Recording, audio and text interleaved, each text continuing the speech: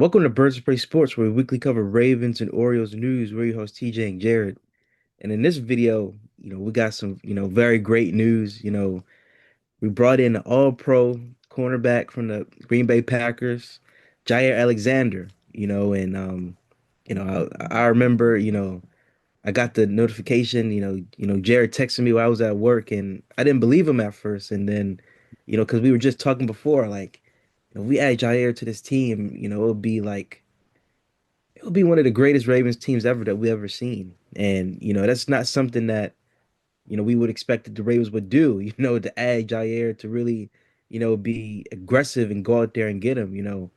I honestly thought the Eagles were going to get him because I was seeing people say he was from Philadelphia and stuff like that. And, we know how aggressive the Eagles are, but I was so surprised to see us get him and I was happy, because our secondary with, this addition is just insane. I mean, having Marlon Humphrey, Nate Wiggins, Jaire Alexander, and then you got, Shidobe Awuzie. You still got guys like TJ Tampa. You still got guys like Jaden Armour Davis, who the Ravens are always really high on. So there has to be something about him, and we just have tremendous depth at, our secondary. And then, we also got Kyle Hamilton and Malachi Starks, and then, AD Washington, who, he should be back towards December, January. So, hopefully we can get a deep playoff run for him. But, overall, our defense is really going to be the strong point of this team in this upcoming season, and just to sort of get into the contract details, it's a 1 year deal for 6 million. And, I was hearing things like he was offered a lot more by teams like the Panthers and, I'm pretty sure some other, teams uh, maybe like maybe the Eagles even talked to him, but I know the Panthers offered him a lot more than what we did, and he wanted to come here. And that just shows how, players like Lamar, Lamar openly voiced, we need him. Please get him, Eric, get him. And 24 hours later, he's here. So that just shows you how, players do want to come to Baltimore because of Lamar, whether it's on offense or defense. And, he has a tremendous pull. And, hopefully Lamar can ask for a nose tackle or interior defensive lineman next because, we could use one. But just to sort of get into, my thoughts and then I'll pass to you, Jared. I just want to say, like, I'm really excited to see, how he'll match up, against guys like Jamari Chase, guys like, Devontae Adams, Puka Nacua, a lot of the premier wide receivers that we'll be seeing this year, Justin Jefferson. Amon-Ra St. Brown, Jameson Williams. I mean, we're really going to be put through the gauntlet of wide receivers this year. And, it's going to be, this secondary that we built, arguably the best in the league, is going to be very put to the test already. And, I like that. It's going to really show what type of defense we have, by playoff time. And I believe, hopefully, guys like Chuck Pagano and that guy, I can't remember his first name, but I know his last name is like Delasario, the safeties coach we got from the Chiefs. I really think they'll pay dividends. And obviously, Zach Orr continuing on where he left off last season, we had the number one ranked defense in passing and in scoring, to end the season last year. I think it'll be, it's a tremendous pickup and it's a tremendous boost to our already strong defense. So, what do you think about this acquisition, man? I know you were excited. You said earlier, this is the most you see me excited about the Ravens pickup. I know you're just excited as me. So, what you thinking, Yeah, and it's kind of funny that it happened today, because it was literally yesterday where me and you were just talking about how right? we want to add Jair Alexander to the team. And I don't know, I just didn't expect it either. I was hoping for it. I know Lamar advocated for it at the podium and the mini camp, whatever interview, whatever you want to call it, yesterday, and he got his wish 24 hours later, probably not even 24 hours later. Yep. I'm absolutely pumped about this signing, man. I mean, to be able to have a lockdown secondary like this one like on paper this team has the potential to have, it's exciting. Especially we gotta face a lot of gunslingers this year. And obviously you got Burrow, you're gonna face him twice a year. You got Allen, you got Mahomes. You got I mean, I don't know if Jared Goff is really a gunslinger, but he can sling the rock. He has some weapons. And you got plenty of other guys I'm probably can't think off the top of my head right now. C.J. Stroud. So At you Stafford, yeah. Stafford, and he's probably the premier example. He's one of the guys we haven't been able to figure out. When it comes to quarterback play, it seems like he always dominates when he comes into town. So it's going to be exciting to see, when he comes in. But I think the most important thing, obviously, besides his on-field play, is going to be to be able to stay healthy. I know a lot of people like to talk about his, health. Whether it's he can stay on the field. I think they said he's played more than like 8 or 9 games in the season, only like twice in his career or something. So health is definitely a concern. I don't know if it's because of maybe strength and conditioning they do up there in Green Bay. Maybe it's not, maybe it doesn't fit his skill set. Maybe coming down here. I know it's crazy to say that maybe our strength and conditioning coaches can help lock him in so he can play all 16 or 17 games, or hopefully 20 games. But that's crazy to say, especially, I mean, Steve Saunders ain't in the building anymore, so we don't got to worry about that bad man anymore. So it seems like the Brilliant. Ravens really enjoy the strength and conditioning coaches and the strength and conditioning, what they have to offer there. So hopefully they can keep him healthy throughout the season. They did their best to keep OBJ healthy when he was here. It seems like they definitely do try their hardest Did for a pretty good job, yeah. players. So it's going to be important to see what we do in that department to keep him healthy all year, because this is a great signing now. But if he winds up just staying on the IR, or he winds up being inactive like every week, then it's just going to be one of those, man, it could have been great. It just wasn't great. Yeah. It's a low, what is it called? High risk, high reward, or whatever. High risk, low reward. Well, it can't be a low reward. No, no, no. It's high Low risk, high reward. low risk. Low risk, high reward. Yeah, something like Yeah, that. low Whatever. risk, high Hopefully reward. you guys get what I'm trying to say. I don't want to seem like a dummy on here. So, but Oh, so you want to make me look like one? Oh, that's crazy. I had to throw you Really? in there with me. I had to throw you in the fire with me. Come on, you know that. But it's really I'm really pumped about this signing because it really feels like EDC is just going all in. Like the way that he can. Because we know EDC is not going to be that I'm going to trade a whole bunch of picks guy for a whole bunch of players. But maneuvering cap space, signing guys like this, he understands that, players might take team friendly deals to come here to play with the Ravens and Lamar, so I feel like he takes that and uses that to his advantage. I mean, this is how I view EDC going all the way in. This is exactly how I see it. The Rams GM had his way by trading all of his picks, and go get in the Super Bowl. I will say the Rams GM does know how to draft, though. I'll say that. He's drafted some great guys and in multiple rounds too.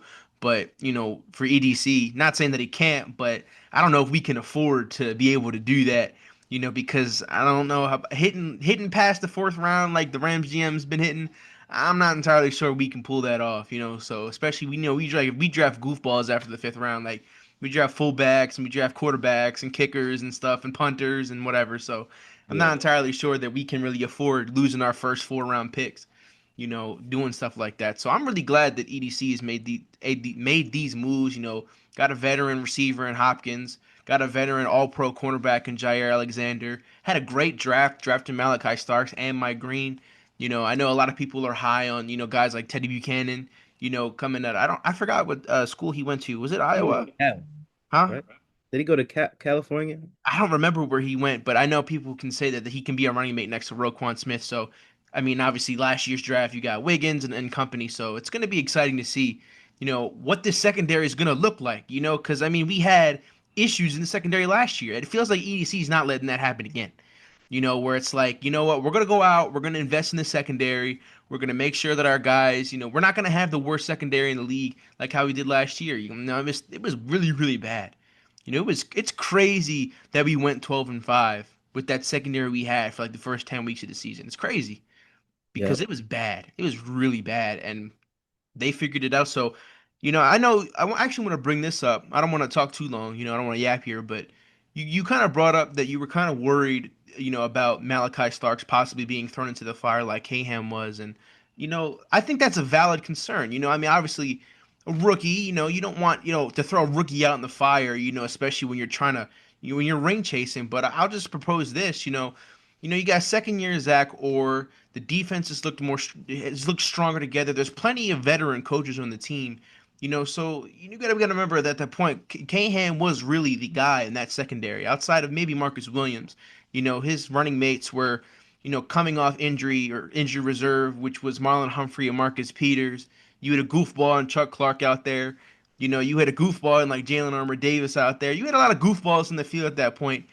And I think that put a lot of onus and a lot of responsibility on Kyle Hamilton at that point that he couldn't necessarily handle. He did take a backseat after that and then started to ramp himself all the way up. But to me, I feel like, we're in two different points of time in the franchise at that point. Like I said, we have a lot of experience in our coaching staff right now. I think Zach Orr is going to be a hell of a defensive coordinator this year. He's going to probably coach his way up into being our head coach eventually, and there's a lot of veteran talent, not just veterans, but veteran talent on the team that can really help Malachi Starks help him develop. Maybe he doesn't go into the fire right away, but maybe he plays a bigger role than maybe a rookie would, but still get maybe covered up by maybe K-Ham or somebody else. Maybe we sign a veteran safety to help him out as well. So even if we do have to throw him out in the fire, I do have a lot of confidence in him. I've heard that he's a smart player. He's very versatile. He's very, vocal and very smart, like I said. So I'm excited for Malachi Starks. And I think that like I said, we're at two different points. And I think the addition of Jaire Alexander just strengthened that even more. So we got not only do we have veteran talent, but we have actual veteran talent, not just veteran, presence. I think veteran presence and talent are definitely two different things. And I think Jaire is just going to add to that. Yeah, and this thing about Malachi Starks, this is something that we were talking about outside of the channel, a couple hours ago. I agree. He definitely has a lot of resources around him that'll help him, sort of, assimilate into the NFL and, learn the packages a lot more, smoothly and clearly. He also has AD Washington at his disposal to ask him questions, gain a better understanding of the defense as well. So I really do think that he'll be just fine. He'll obviously have his little rookie mistakes or whatever, but I feel like overall by the end of the season, he'll kind of be just like Caham. He'll get it together. He'll show a lot of bright spots and he'll show a lot of promise going into, the 2026 season. And then he'll be our next, superstar free safety. I really do think he has a lot, in his gas tank, and he has a lot of tools. He has a lot in his bag, and Yeah. I'm excited to see what he's going to showcase. So we got our own little Legion of Boom. Hopefully, it can guide us. I was just saying earlier, it's crazy because you know what you were saying about Jaire Alexander being injured and not playing a lot of games in the past 2 seasons. It's just I always say this and I always go back. It kind of reminds me of last year when Saquon Barkley went to the Eagles and people were saying, "Oh, Saquon Barkley, can he stay healthy? Is he going to play the full season?" We haven't really seen that from him. And these conversations now that are coming on Jair, it's kind of reminding me. And I hope that he can play the full season and prove everybody wrong because I used to watch the Packers a lot, so I know how good he is. I know he has very good ball skills. He really likes to run with the corners. He gets his hips, and his feet, they're impeccable. He has good hips, good feet. So he has all the skills you can want as a corner, really. And he's going up against guys like Justin Jefferson on a daily basis, 2 times a year. So, you know, I feel like he'll bring that extra, just urgency when it comes to Jamar Chase, who I believe is arguably better, than Justin Jefferson, but that's a whole nother discussion. But, we need guys like that have experience with top wide receivers, and I think he can do it, So hopefully he can stay healthy the whole season. I think he can. I'm not just being a biased Ravens fan here, but I think he can do it. And, I'm excited to see what guys like Chuck Pagano and guys like, Zach Orr can really, help him, play the Ravens way. You know what I Yeah. mean? I'm excited about that, really. Yep. Get to So, it. you got any other things you want to say? Come on, man. We're both excited. I know you got something. I know you got something. Any Madden dreams you got with Jair or something? I Madden know it's dreams. foaming at the Man, mouth to play. nothing, no Madden dreams about it. It's real life, man. Pause. Hold on. Pause I right know, there. pause on that, but it's not a Madden dream anymore. It's real life. You know what Oh I mean? yeah. This is what, going all in looks like for us. And, Oh yeah. I mean, I sent a voice message to you earlier today about it. This is a great signing, and like I said, it's all in, and there's no excuse for any BS anymore, man. I mean, I'm not gonna tolerate it anymore. Obviously, I'm not gonna tolerate, but I can't really do nothing about it. I'm not on the coaching staff. I'm not a player on the team. So I mean, me not tolerating it is not really gonna make an impact. But I guess in my own personal life, I'm just not gonna tolerate the BS. Losing to the Raiders or losing to the Browns or even losing to the silly ass Steelers, man. I mean, these teams that are beneath us, we can't play like them. We can't play down to their level and look like shit all game and maybe pull out a win barely, or I mean or maybe they pull out a win barely, and it's just ugly on our record, and I don't know, like, we can't be doing that no more. Like, there's no room for that.